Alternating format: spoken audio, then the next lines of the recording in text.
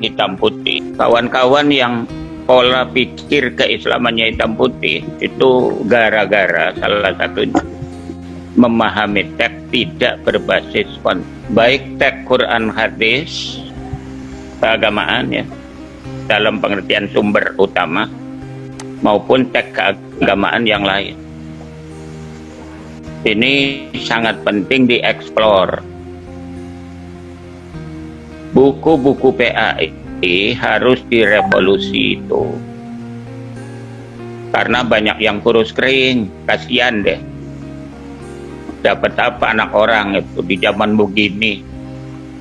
Yang diajarin Bismillahirrahmanirrahim, dengan nama Allah yang Maha Pengasih lagi penyayang. Nggak dijelasin yang pengasih yang mana, yang penyayang yang mana. Suruh diapalin sampai di situ. Makanya nggak akan pernah jadi ulama, ubaru aja enggak. Itu kekeringan. Apalagi ketika bicara intertek, banyak hal perlu ditelusuri. Saya sih berharap nanti ditulis dalam bentuk tesis. Penelusuran pemahaman teks berbasis intertek pada ayat-ayat Quran terkait teologi, misalnya gitu. Terkait fikih, terkait tafsir. Ketika konteks yang dilihat latar sosiologi, baik latar sosiologi fisik maupun non fisik itu mudah, lebih mudah. Tapi ada latar sosiologi atau latar konteks yang bersifat psikologis. Latar psikologis itulah yang banyak melahirkan hadis-hadis dialogis. Misalnya Nabi ditanya, kalau sahabat datang-datang nanya, tiba-tiba, ya Nabi, mata as-sa'ah, kapan kiamat? Itu orang yang dengerin, sahabat-sahabat yang dengerin mau marah. Wah, ini orang apa gitu tiba-tiba. Tapi Nabi sangat menghormati dia, tapi jawabannya juga diplomatis. Mada ista'dadda, tidak jawab langsung. Apa ente udah siap? Ternyata apa jawabannya? Saya sholat baru cita-cita. Jadi belum pernah dikerjain, kira-kira begitu. Niat aja. Ya, rukun-rukun Islam yang lain belum pernah. Berbuat baik juga enggak. Tapi ada satu, wahai Nabi, yang saya sangat kagum. Saya sangat mencintai ajaranmu. Lalu Nabi berkata bahwa aku akan masuk surga bersama dengan orang yang mencintaiku. Sejajar. Itu baru seneng loh, belum ngerjain. Belum ngerjain apa-apa. Orang zaman sekarang lihat, mencemooh, mendustakan. Bayangkan, mana lebih gila? Maksud saya, ini pesan-pesan moral dari hadis-hadis teologis ketika dipahami latar psikologisnya, banyak sekali menjadi pelajaran kehidupan berbangsa, bernegara. Ini lewat tema ini. Tapi harus diungkap, nggak mungkin kan kuliah waktunya pendek dihabisin semua. Tapi contoh-contoh tadi saya sangat apresiatif ya. Tapi jangan terlalu terkesan ke tafsir, karena kita bukan magister tafsir. Ini pesannya nanti disampaikan ke PAI.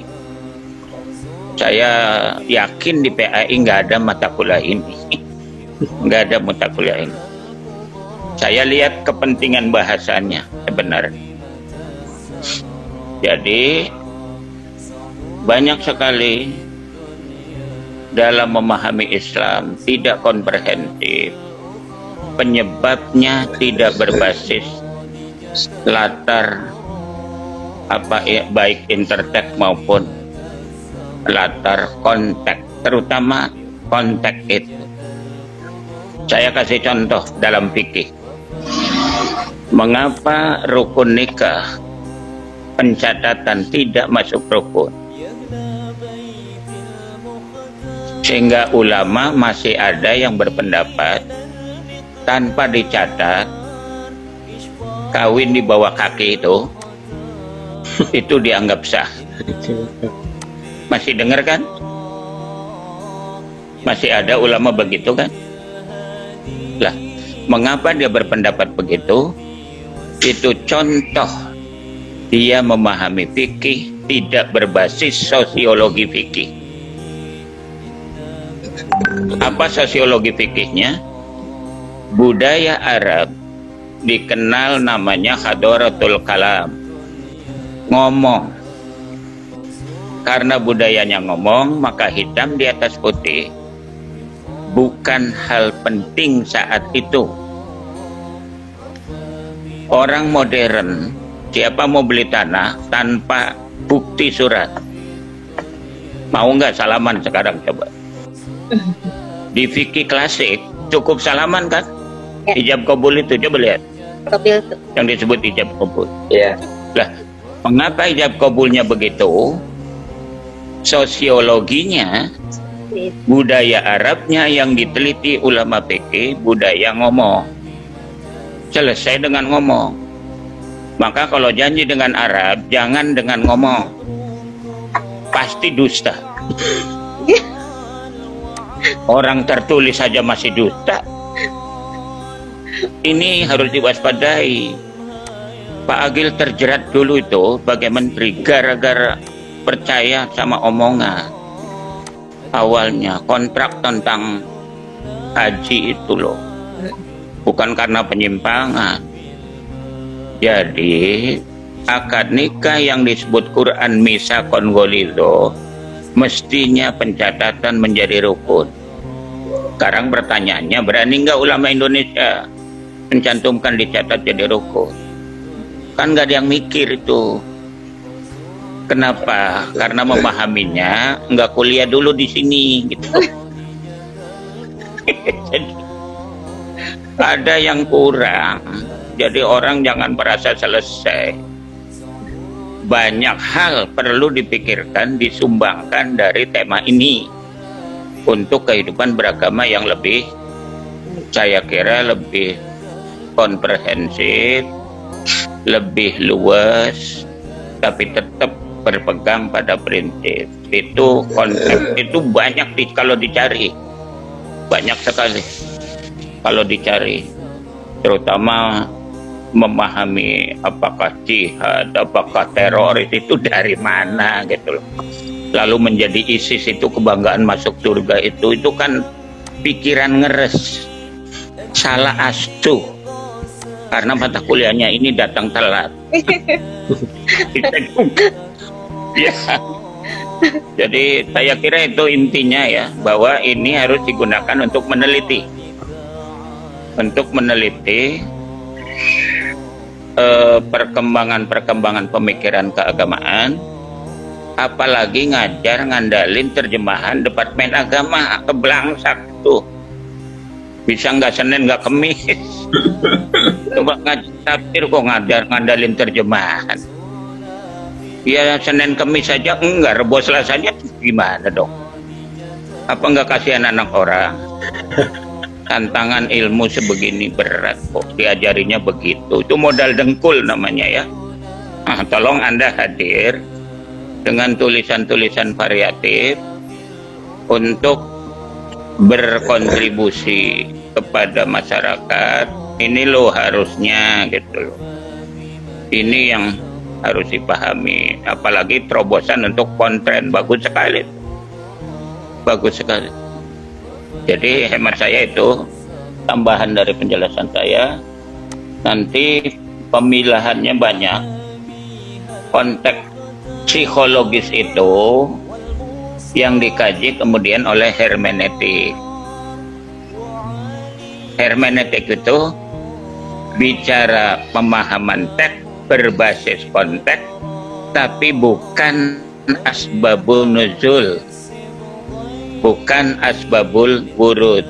Asbabul nuzul wurud itu sosiologi fisik, sosiologi non fisik. Ini psikologinya, psikologi penutur. Seperti tadi tanya kapan kiamat, itu psikologinya seperti apa? Nabi menjawab dengan aspek psikologi. Makanya nyambung, dia seneng kan, belum sholat tapi masuk surga. Tapi jangan dipahami kalau gitu nggak usah sholat. Yang penting seneng. Tahu dari mana Anda senang kepada Nabi? Baca selawat aja kabar. Nah, kira-kira begitu.